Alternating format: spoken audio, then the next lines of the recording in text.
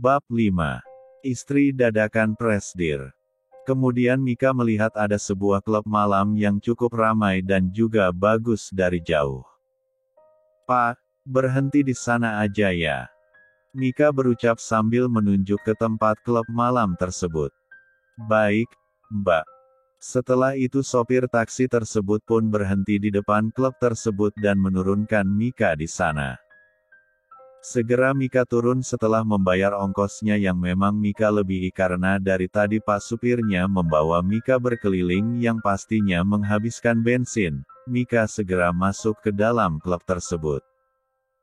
Saat masuk Mika sudah mendengar musik yang sangat keras dan juga banyaknya pria dan wanita yang berdansa mengikuti iringan lagu membuat Mika sedikit pusing karena ini adalah pengalamannya pertama ke klub malam seperti ini. Karena Mika tidak pernah ke tempat seperti ini membuat dia kurangnya nyaman apalagi musiknya yang bisa membuat gendang telinganya pecah. Namun dia tidak menghiraukannya dan terus menuju ke arah bartender yang menyajikan minuman. "Mau apa cantik?" tanya bartender tersebut saat Mika baru saja duduk. "Vodka," ucap Mika. Rencananya hari ini dia ingin sekali melupakan semua kejadian tadi yang ia lihat di hotel. "Oke cantik," ucap bartender tersebut kemudian meracik minuman tersebut untuk Mika. Sedangkan Melvin yang ingat bahwa dia ada janji dengan sahabat-sahabatnya pun segera pergi dari kantor dan menuju ke klub yang biasanya ia kunjungi dengan mereka. Saat sudah sampai Melvin segera menuju ke ruangan VVIP yang sudah dipesan oleh Chico untuk mereka. "Hai, Vin. Akhirnya datang juga," sahut Chico saat melihat sahabatnya satu ini sudah sampai. "Kalian udah lama?" tanya Melvin karena melihat sahabatnya sudah menghabiskan beberapa botol. "Gara-gara nungguin Elo aja nih," sahut Stephen. "Sorry, gue banyak kerjaan." Melvin mencari alasan. "Iya, gue tahu Pak Bos," jawab Jeffrey. Mereka pun minum dan melanjutkan aktivitasnya. Untungnya mereka berempat sama-sama tahan minum, sehingga berapapun minuman yang mereka teguk akan seperti air bagi mereka, dan tidak membuat mereka mabuk tapi dalam kadar tertentu ya jika terus minum, ya bisa mabuk juga namun mungkin tidak seperti kebanyakan orang yang baru meneguk satu gelas udah tepar. Di sisi lain Lukas yang keluar dari hotel pun mencari Mika yang kabur karena melihatnya tadi, namun sia-sia dia tidak menemukan Mika di sana. Lukas pun mencari Mika ke rumahnya, dia berpikir pasti Mika sedang berada di rumahnya. Ting tong, Lukas mencoba menekan bel pintu rumah Mika siapa tahu saja Mika pulang ke rumahnya. "Iya siapa?" sahut asisten rumah tangga tersebut sebelum membuka pintunya. "Ini Lukas B?" tanya Lukas. "Oh den Lukas, saya bukakan den," ucap asisten rumah tangga tersebut yang sudah berada di balik pagar. "Gak usah Bi, saya cuma mau tanya Bi, Mikanya ada?" tanya Lukas di balik pintu gerbang. "Non Mikanya gak pulang den, katanya tadi sih mau langsung ke hotel saja biar besok tidak kesiangan." Asisten pun memberitahukan hal tersebut membuat Lukas frustasi harus mencari Mika kemana lagi. "Ya udah kalau begitu Bi," sahut Lukas kemudian pergi meninggalkan rumah Mika. Lukas rasanya bingung harus mencari kemana lagi karena dia sudah mencari kemana-mana namun tidak menemukan sang tunangan. Dia pun memutuskan untuk kembali dan dia yakin bahwa Mika besok akan hadir karena tidak mungkin dia akan mempermalukan keluarganya sendiri jika tidak hadir. Sedangkan orang yang sedang dicari oleh Lukas yaitu Mika sekarang baru saja minum seseruput minuman yang ia pesan. "Wah rasanya tidak enak sekali," ujar Mika yang baru saja merasakan minuman aneh tersebut. "Kan tadi bilangnya minuman vodka, ya ini vodka dengan kandungan alkohol yang cukup tinggi." Bartender tersebut menjawab. "Oh," Mika hanya menjawab dengan "oh-an" saja. karena dia kurang tahu dengan kandungan dalam minuman dan juga dia tidak bisa minum terlalu banyak. BTW Nona cantik, aku tidak pernah melihatmu di sini. Tanya bartender tersebut. Karena biasanya jika pelanggannya dia akan mengingatnya namun dia sama sekali tidak tahu tentang wanita di depannya tersebut. Iya, karena aku pertama kali ke sini. Mika menjawab dengan spontan. Dia sudah merasa kepalanya sangat pusing namun dia masih sadar, dasarannya Mika memang tak jago minum baru menghabiskan 1 gelas saja sudah akan tepar seperti ini. Kenapa kau ke sini? Tanya bartender tersebut karena biasanya orang yang jarang ke klub tetapi tiba-tiba ke klub pasti ada masalah. Aku baru saja dikhianati oleh tunanganku dan besok adalah hari pernikahanku tetapi aku tadi melihat tunanganku malah sedang beradegan menjijikan dengan temanku sendiri, sahut Mika dengan sedih dia juga menangis dan sedikit mabuk. Wah kasihan sekali kamu, ucap bartender tersebut. Iya, aku memang sangat kasihan. Jawab Mika menyetujuinya. Bagaimana kalau kau mencari saja salah satu lelaki di sini yang mungkin bisa membuatmu menghilangkan rasa sakitmu karena kekasihmu itu, ucap bartender tersebut. Setelah sekian lama Mika memikirkan ucapan sang bartender dia pun mulai berpendapat bahwa sarannya tidak terlalu buruk. Boleh juga tuh, sahut Mika. Iya, betul. Kalau begitu nanti saat aku keluar dari sini siapapun orang yang aku temui maka langsung akan aku ajak menikah, sahut Mika dengan keras karena dia sudah mabuk. Apa langsung menikah? Ucap bartender yang syok karena keputusan pelanggannya tersebut. Ya sudah terserah kamu saja. Ucap bartender tersebut.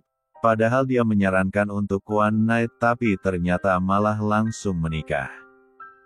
Mika kemudian memesan kembali minuman tersebut hingga ia sedikit sempoyongan karena sudah sangat terpengaruh oleh alkohol. Setelah selesai minum Mika pun pergi keluar dari klub tersebut dan segera menjalankan misinya untuk mencari suami. Saat dia baru saja keluar dia sudah melihat seorang laki-laki yang mendekatinya dengan gagahnya, namun Mika tidak terlalu fokus dengan lelaki tersebut karena dia sudah mulai mabuk. Dia segera mencegat lelaki tersebut dan menanyakan penawaran yang ia berikan. Apakah kau mencari istri? Tanya Mika secara frontal.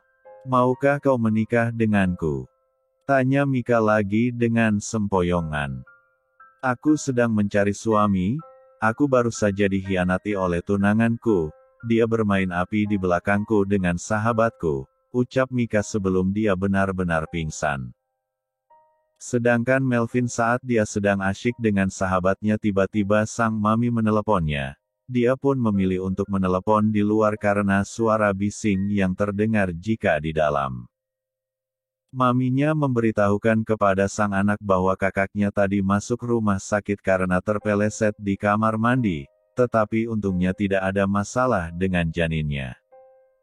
Setelah itu Melvin pun segera menuju kembali ke dalam, namun saat dia akan kembali ada seorang wanita yang mencegatnya dan menanyakan pertanyaan-pertanyaan yang sangat aneh. Bagaimana bisa cewek tersebut mengajaknya menikah padahal dia belum bertemu? Namun setelah diperhatikan dia merasa tidak asing dengan wajah tersebut tetapi di mana. Saat sedang berpikir tiba-tiba wanita tersebut pingsan dan segera Melvin menangkapnya agar tidak jatuh ke lantai. Merepotkan sekali. Gerutu Melvin tetapi masih ia tolong, yap siapa lagi kalau bukan Mika. Melvin pun membawa Mika ke salah satu apartemen mewahnya. Saat dalam perjalanan Melvin pun tersadar bahwa wanita tersebut adalah wanita yang telah menabraknya di kafe tadi siang. Kemudian setelah itu Melvin pun melihat tas dan dompet milik Mika dan segera menyuruh Angga untuk mencari biodata Mika sesuai dengan kartu identitas yang ia kirim. Mika, sahut Melvin dengan penuh arti. Saat sudah sampai, Melvin segera menggendong Mika menuju ke apartemennya dan membaringkannya. Melvin sudah memberitahukan kepada sahabat-sahabatnya bahwa dia ada urusan mendadak sehingga tidak bisa berkumpul dengan mereka lama dan mereka pun mengerti. Saat sudah menurunkan Mika, Melvin pun mengamati wajah Mika yang tertidur dengan polos, juga sangat natural dan cantik tanpa make up yang berlebih. Tak lama kemudian HP-nya berbunyi dan menampakkan Angga yang mengirimkan email tentang biodata Mika kepadanya. Akan menikah besok di Wijaya Grand Hotel. Tutur Melvin kepada dirinya sendiri saat melihat biodata tersebut. Sangat menarik buat Melvin biodata Mika, dia menjadi tertarik dengannya. Bagaimana bisa besok dia akan menikah, tetapi malam sebelumnya dia melihat sang tunangan harus berduaan dengan sahabatnya sendiri. Saat Melvin melihatnya, ternyata tunangan Mika adalah Lukas, anak dari pemilik Andala Group, dan melihat bahwa Mika ternyata anak dari pemilik dari INTERS Company yang juga akan menjadi ahli waris yang sah dari sang ibu yang sudah meninggal, dan ayahnya sudah menikah dengan wanita lain dan sekarang Mika dijadikan layaknya pembantu di rumahnya sendiri. Kalau kalian bagaimana Angga bisa mendapatkan banyak informasi itu ialah karena koneksi mereka dan juga para detektif yang sudah dibayar banyak oleh keluarga Wijaya untuk menyelesaikan segala urusan. Saat Melvin membaca biodata tersebut, terlihat wajah kasihan darinya dan tak percaya bahwa wanita tersebut sangat kuat. Entah berapa lama Mika memejamkan mata, namun saat ia sadar dia sudah berada di tempat asing yang sangat tidak familiar di matanya, dia pun mulai takut dan seketika melihat bajunya yang untungnya masih utuh. Dia pun mengingat kejadian kemarin yang membuat dia seperti ini. Dia ingat bahwa dia sedang berbicara dengan seorang lelaki dan mengajaknya menikah, kemudian dia tidak tahu apa-apa lagi. Saat sedang melamun dan memikirkan kejadian kemarin, tiba-tiba pintu kamar mandi terbuka dan menampakkan ciptaan Tuhan yang sangat sempurna. Sudah puas menatapnya? Tanya Melvin saat melihat Mika sudah bangun dan melihatnya secara intens. Mika pun dibuat kaget dan segera memalingkan wajahnya agar tidak ketahuan dia sebenarnya sedang gugup. "Siapa kamu?" tanya Mika dengan nada penasaran. Dia takut jika dia akan diapa-apain oleh pria yang tidak ia kenal. "Aku Melvin, pria yang kamu ajak untuk menikah kemarin." Melvin berucap dengan santainya. Dia sudah menggunakan baju santai dan duduk di sofa berhadapan dengan Mika. "Apa aku berbicara begitu?" tepis Mika tidak mengiyakan. "Iya. Jadi, bagaimana, apakah kamu mau?" tanya Mika dengan spontan. Dia rasa sudah tidak punya rasa malu saat terakhir kali dia mengungkapkan ingin menikahi pria kemarin. "Apakah masih berlaku?" tanya Melvin. Bab 6. Setelah pertanyaan tersebut, Mika pun bimbang karena dia merasa kalau pria itu akan menolaknya. Namun karena sudah kepalang malu, lebih baik lanjut saja mengajaknya menikah. Lagian juga dari paras lebih tampan dari Lukas, meskipun Mika tidak tahu siapa lelaki ini. "Iya," ucap Mika singkat dengan menganggukkan kepalanya. "Kalau begitu hari ini kita akan menikah," ucap Melvin dengan sangat datar, namun terlihat keseriusannya dalam menjawab. Mika yang menganggap bahwa pria itu akan menolaknya dibuat kaget karena pria itu ternyata malah menerimanya dan mengajaknya menikah hari ini. "Apa hari ini?" tanya Mika dengan sedikit berteriak. "Iya. Tapi kan kita baru saja bertemu kemarin," sahut Mika. "Iya? Terus?" tanya Melvin seperti tidak mempermasalahkan hal tersebut. "Kita baru saja bertemu, bahkan nama saja kita saling tidak tahu," lanjut Mika. Melvin pun mendekatkan tubuhnya hingga jaraknya sangat dekat sekali dengan Mika, kemudian dia pun membisikkan sesuatu. "Bukankah yang mencoba mendekatiku terlebih dahulu kamu kemarin? Tapi sekarang seperti aku yang sangat mengejar-ngejar kamu." Bisik Melvin membuat buku kuduk Mika berdiri. Hai, perkenalkan aku Melvin Nahlu Wijaya. Sahut Melvin setelah menjauh dari hadapan Mika. Apa? Keluarga Wijaya? Sahut Mika dengan kagetnya. Pasalnya dia tidak tahu kalau yang dia ajak menikah adalah dari keluarga Wijaya. Mika tidak terlalu kenal dengan grup Wijaya, salah satu grup besar di negara ini. Namun dia sering mendengar kehebatan company tersebut. Karena memang urusan bank, grup tersebut tidak akan pernah menabung ataupun berinvestasi di bank kecil seperti tempatnya bekerja tersebut.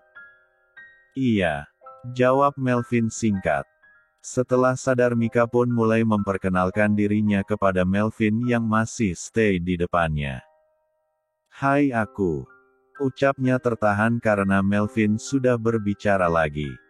Mika dan sekarang bekerja di bank swasta, ucap Melvin. Kok kamu tahu? Tanya Mika. Saya tahu nama kamu, orang tua kamu, dan tunangan kamu yang hari ini seharusnya menjadi suami kamu. Melvin berbicara panjang lebar. Setelah Melvin mengatakan itu, Mika baru tersadar bahwa seharusnya sekarang adalah hari pernikahannya dengan pria yang sangat ia cintai dulu. Ya dulu, karena mulai kemarin sudah tidak ada lagi cinta kepada Lukas dan yang ada hanyalah rasa benci dan marah. Tidak mudah untuk melupakan Lukas, kekasih yang sudah ia pacari beberapa tahun ini. Tetapi tidak mudah juga untuk menerima pengkhianatan cinta dari sang kekasih. Selama 10 tahun mereka pacaran, Lukas menganggap Mika seperti apa hingga ia harus berselingkuh dengan teman Mika sendiri. Setelah mengingat hal itu, Mika akhirnya menyetujui permintaannya kepada Melvin. Kalau begitu mari kita menikah, ucap Mika dengan yakin. Dia sangat ingin menghilangkan rasa sakitnya karena telah dikhianati oleh Lukas. Dia ingin membuktikan bahwa dia bisa mencari yang lebih baik daripada mantan tunangannya tersebut yang hanya mendapat Imelda temannya sendiri. Membiarkan dia mendapatkan bekasnya yang sudah dianggap seperti sampah yang memang sudah harus dibuang. Brengek memang harus berpasangan dengan brengek. Mika yang langsung menerima kesepakatan tersebut tanya menanyakan terlebih dahulu tentang Melvin mulai dari keluarganya, pekerjaannya dan yang lainnya. Meskipun Mika tahu kalau Melvin bukan orang sembarangan karena dia menyandang nama belakang Wijaya. Melvin tidak menjawab pertanyaan dari Mika, tetapi langsung pergi meninggalkannya sendirian. Sedangkan sekarang di hotel tempat Mika dan Lukas mengadakan pernikahan sudah sangat ramai oleh para undangan yang berbahagia. Namun saat mama dari Lukas masuk ke kamar calon pengantin wanita, dia tidak melihat Mika berada di dalam. Dia pun panik dan segera memberitahukan kepada Lukas bahwa Mika tidak ada. Lukas, panggil mamanya. Ada apa ma? Tanya Lukas yang menghampirinya dan meninggalkan rekan kerja yang lainnya. Mika gak ada, ucap mama dengan panik. Apa? Mika gak ada. Jawab Lukas dengan marah. Iya, sayang. Ternyata Mika tidak datang di hari penting mereka berdua dan memilih menghilang di hari pernikahannya. Ada apa ini Cas? Tanya mama. Mika kemarin melihat aku sama Imelda, ucap Lukas dengan santai. Ya, orang tua Lukas memang tahu hubungan terlarang anak mereka dengan teman pacar anaknya sehingga mama juga kaget saat Mika ternyata melihatnya. Apa? Kok bisa sih? Iya, Lukas juga bingung. Sekarang bagaimana kita akan menghadapi para tamu? Tanya mama dan papa pun datang dan mengetahui permasalahannya. Ya udah, mending suruh Imelda saja yang gantiin. Papa gak mau tanggung malu loh ya, ucap papa. Iya, mama juga setuju. Sambung mamanya Lukas. Akhirnya pernikahan pun tetap digelar tetapi dengan mempelai wanita yang lain bukan Mika. Orang tua Mika yang kebetulan hadir pun kaget karena bukan anaknya yang menjadi mempelai wanita tetapi malah Imelda sahabat Mika. Pa, kok bukan Mika? Tanya Jenny kepada Papa akan. Papa juga gak tahu Ma, jawab Papa mencari jawaban juga. Sedangkan Mbak Ratna dan Billy pun merasa bingung karena Mika tidak hadir sama sekali dari tadi dan juga rekan yang lainnya juga berpikiran yang sama. Setelah acara pemberkatan selesai Papa Mika pun menghampiri keluarga Lukas ingin menanyakan kenapa bukan Mika yang menjadi mempelai wanitanya. Lukas, kenapa bukan Mika yang menjadi mempelai perempuannya? Tanya Papa Mika dengan penasaran karena Lukas membuat malu keluarganya dengan mengganti mempelai perempuan. Seharusnya Om tanya ke anak Om yang tidak datang di hari sakralnya, ucap Lukas dengan penekanan. Maksud kamu? Sahut Papa Alan dengan muka bertanya-tanya.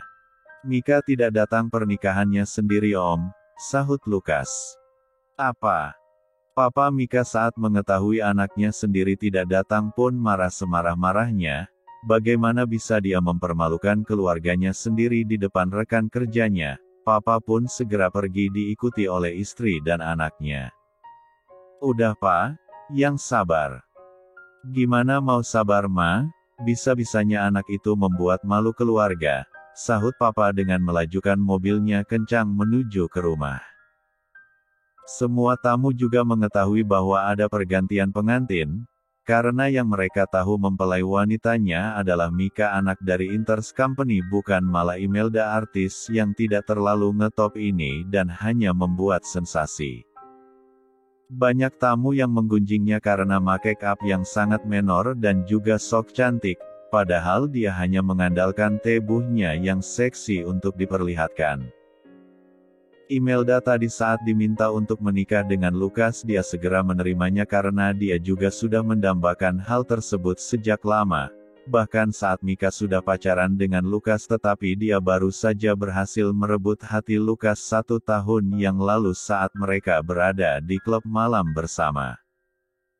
Imelda berusaha menggoda Lukas. Awalnya Lukas tidak menerima perlakuan Imelda namun dengan H4 serat yang sangat memuncah dan Lukas pun merasa bahwa Imelda bisa memo 4 skannya sehingga dia pun terlena dengan godaan Imelda.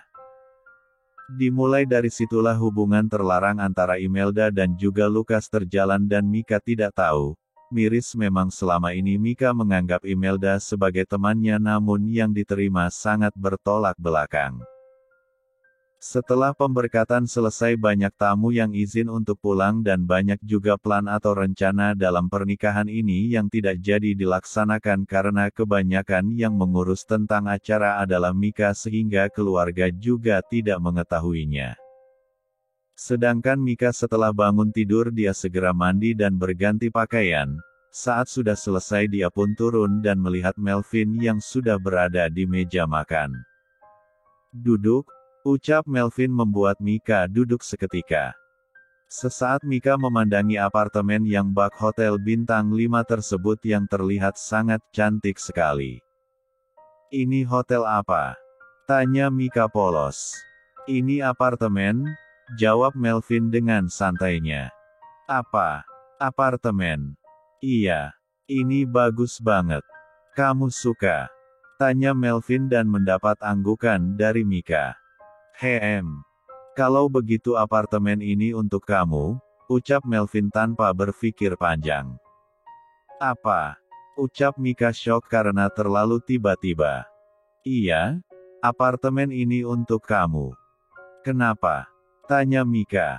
Gak kenapa-kenapa, udah sekarang makan. Perintah Melvin. Mika pun memakan makanan yang berada di depannya. Saat suapan pertama ia merasa makanannya sangat enak dan seperti masakan rumahan dia pun mencoba bertanya. Ini kamu yang masak? Tanya Mika dengan melihat makanan tersebut. Jawab Melvin singkat karena bisanya asisten rumah tangga datang pagi hari untuk bersih-bersih dan juga sore hari kemudian kembali ke mansion utama. Sementara Melvin hari ini menyuruh agar tidak datang ke apartemen sehingga dia masak sendiri. Wah enak banget, makasih. Segera Mika memakannya dan ternyata makanannya sangat enak sekali sehingga dia sangat ketagihan. Gimana? Tanya Melvin. Enak. Setelah itu mereka pun makan dengan hikmat tanpa ada yang berbicara. Setelah selesai makan Melvin pun memberikan sebuah lebar kertas yang berisi banyak kata. Ini apa? Tanya Mika yang menerima kertas tersebut. Saat membacanya Mika melihat ada sebuah tulisan kontrak pernikahan. Ini kontrak pernikahan?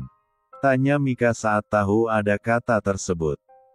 Melvin menyuruh Angga untuk membuat kontrak pernikahan karena dia sudah menemukan calon istri yang tepat untuknya. Dan Angga juga mulai tahu kenapa bosnya menyuruhnya untuk mencari data seseorang kemarin.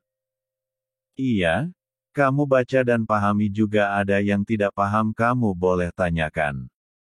Melvin menjelaskan hal tersebut.